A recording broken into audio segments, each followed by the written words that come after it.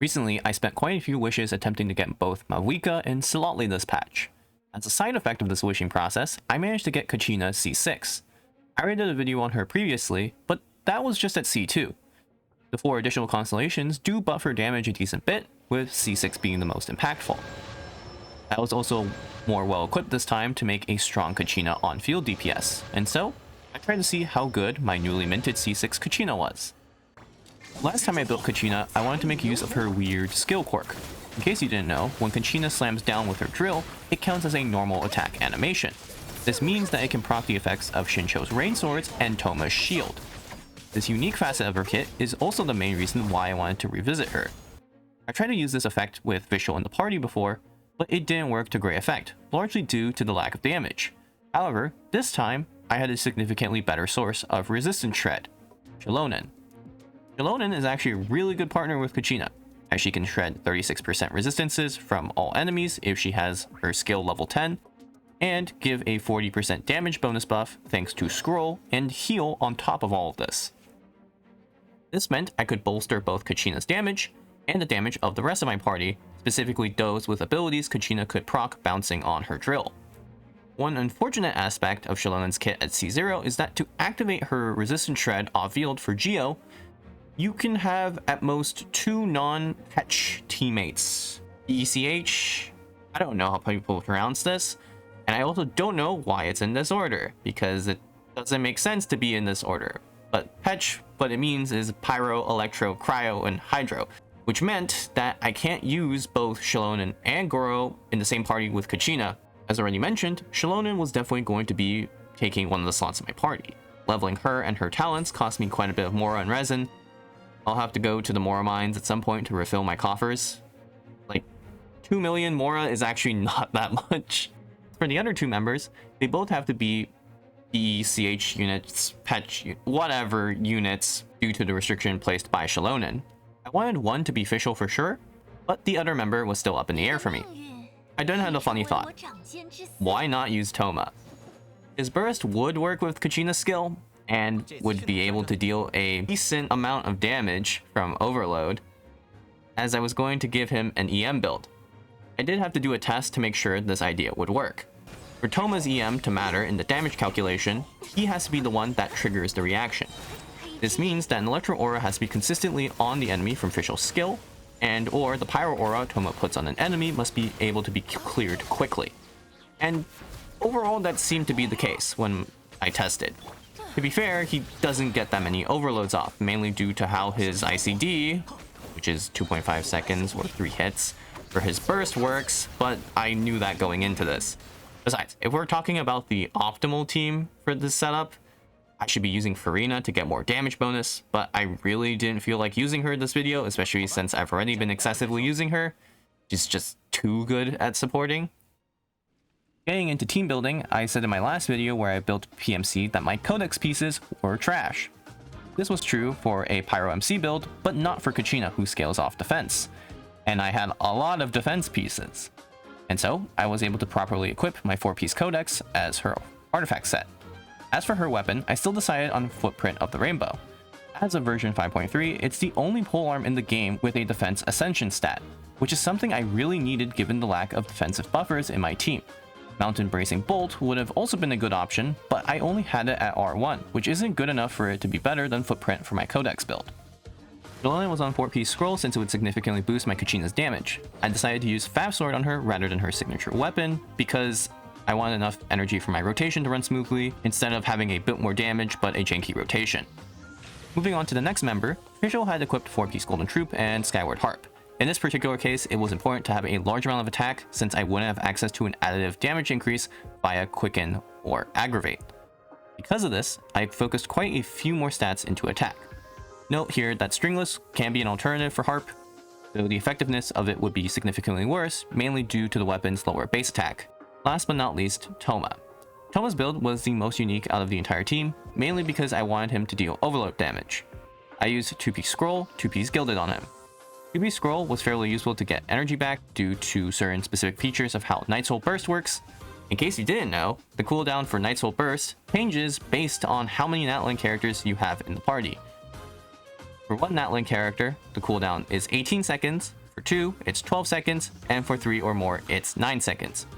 On top of this, Shalonen's A4 passive triggers an additional nightsoul burst, meaning that I'll get around 12 flat energy per rotation, which is extremely useful for Thoma's 80 cost burst. 2-key skill to Dream was for extra EM, multiple sets can be used as substitutes here if you have the decent pieces, and for his weapon I used Kitang Crossspear.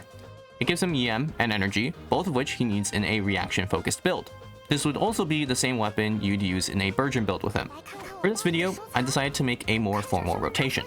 A lot of the times when I play, I don't really follow a strict rotation setup as I like to play a little bit more flexibly. However, I do usually make a general rotation so I have a base playstyle to fall back onto. But a few of you in the past have left comments asking how I make rotations for my teams, and that's what I can hopefully explain in this section of the video. To make a rotation for any team, you need to first know any specific timing qualities of characters and their builds that would directly affect how much time your rotation takes.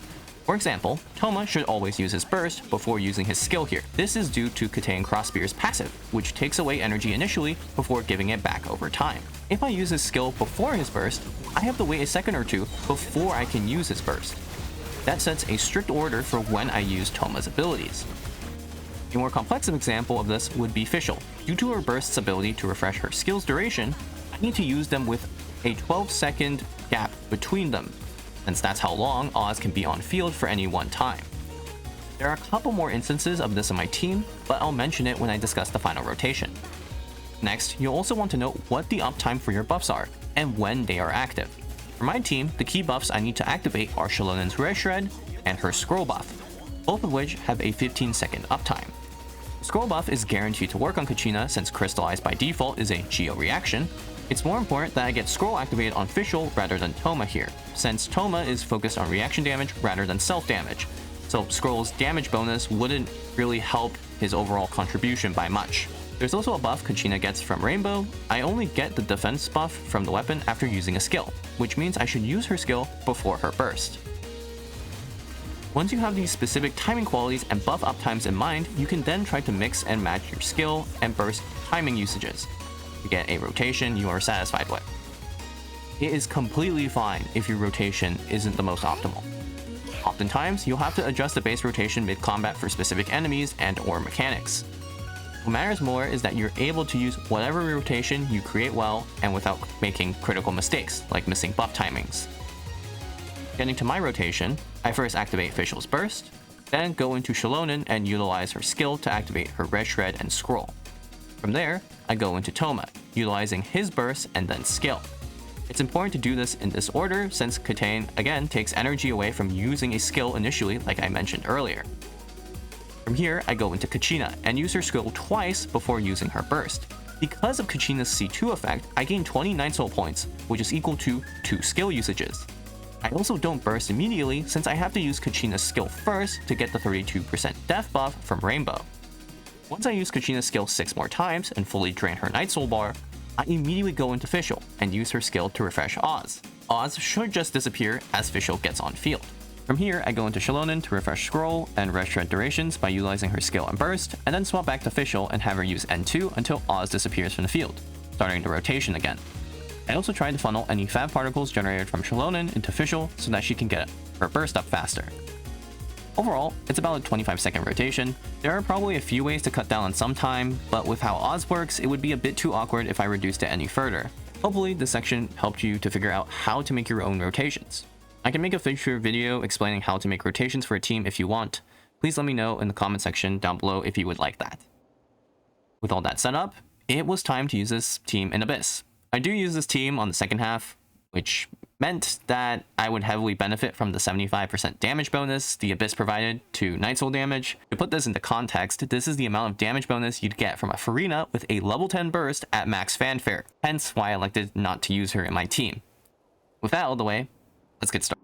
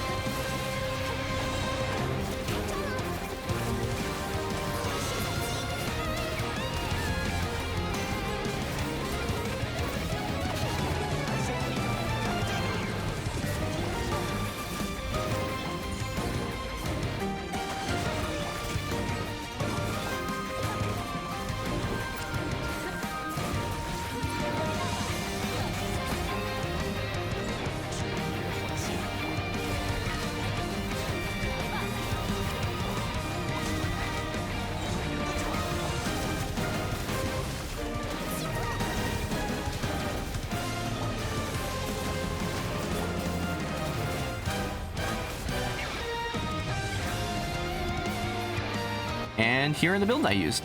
To mention this again, your Kachina outside of this Abyss will not be doing this much damage without Furina in the team. The amount of buffing this Abyss has towards nightsoul damage is insane. I think probably the ideal team for a Kachina DPS would be her, Shallonen, Goro, and Furina, with Shallonen at C2 so that you can get Geo Red Shred without having the party elemental restriction. Though I don't think I'd get that anytime soon. But I'm pretty satisfied with how Kachina turned out overall. Getting the occasional overload from Toma's Burst and proccing Fischl's A4 passive with an oversized Geodrill was kind of comedic. That said, I hope you enjoyed the video, and see you next time.